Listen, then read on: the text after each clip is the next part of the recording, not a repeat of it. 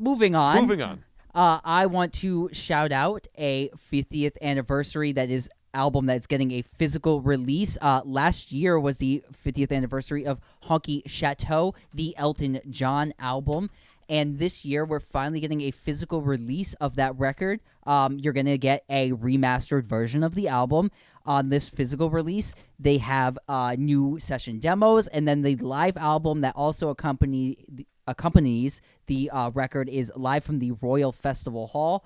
I dug through some of this and listened to a little bit of it. There's a lot of cool stuff in here. These boys did as well over here, so we're going to talk about it. I think this is my favorite Elton John album of all time, and I think his most classic album, in my opinion. I think it's better than Goodbye Yellow Brick Road. I'm a big fan. Do you guys love this album? Are you a big fan as this as I am? Is this like top tier for you? What do you guys think of it?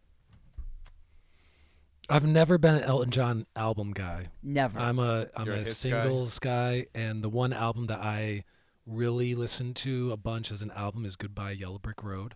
That being said, this, I would say, Don't Shoot Me, is it called Don't Shoot Me, I'm Just a Piano Player? Correct. Something like that. It's this and that would be either my second or third favorite Elton John albums. This album is, like his fourth or fifth record maybe, in like 2.5 years. Yeah, I don't know. it's Something it like is that. his Something- fifth. It's his fifth studio album. Okay, yeah. This does have, by all estimation, maybe one of the top 1, 2, 3 Elton John songs, which is Rocket Man. It closes off side one. Mona Lisa's and Mad Hatters, of course, used in Almost Famous, the movie from 2000. Honky Cat, which opens up the record. So I still really am more lashed onto the hits from this record, but I think those 3 songs out of, I think there's 9 or 10 tracks on this, even just those 3 songs make this a worthwhile listen. And yeah, this is Elton John in the groove of he is now kind of peaking in the middle of his classic run of the first 7-ish albums. Yeah. Are all pretty 4 to 5 star albums. Yeah, this is his first of 6 consecutive albums that would hit the number 1 on the Billboard top 200 charts. And I agree with everything that Jeff said. I threw it on today before coming to the podcast. I was hanging out and playing Magnetiles with my son, and it was just it's a great soundtrack to just kind of just being together and doing your thing. And I think it's a classic 70s record in all aspects. Like Jeff said, the standout singles, Rocket Man is ginormous, and Honky Cat being a close second, and another classic Elton John song.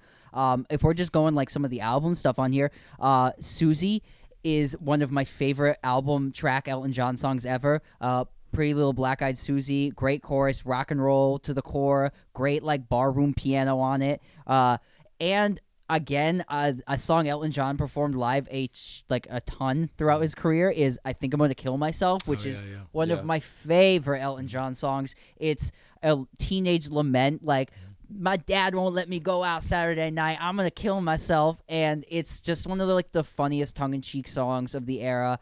Very Elton John to the core, and Bernie Taupin. I think that kind of writing style. Also, this album has that kind of westerny feel that Madman Across the Water kind of has, but it also has that band style, The Band, Levon Helm and gang.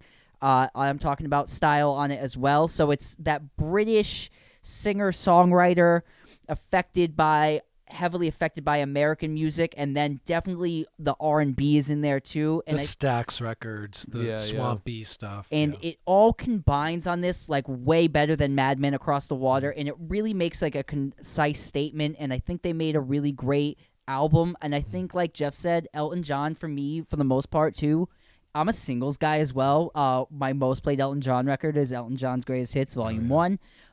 It's a classic. I can't really get over it. But if I'm going albums, Honky Château is the number 1 album I go for. It has great hits, great album tracks. And if you haven't experienced Elton John's albums, I think the classic run is really first album up till, I'm going to say, Captain Fantastic, but even up to that point is a little pushing it with Caribou and Captain Fantastic. Yeah. Kind of ends for me at Goodbye Yellow Brick Road. But check out Honky Château. Really great stuff. And I think it's heavily American, British influenced music. It's really cool. And is he now technically retired from touring? He did that big concert that's on HBO or Disney Plus or something like that. Oh yeah. The one I on think Disney he's Plus, not performing anymore. I think that's it. He did his last show finally. Yeah.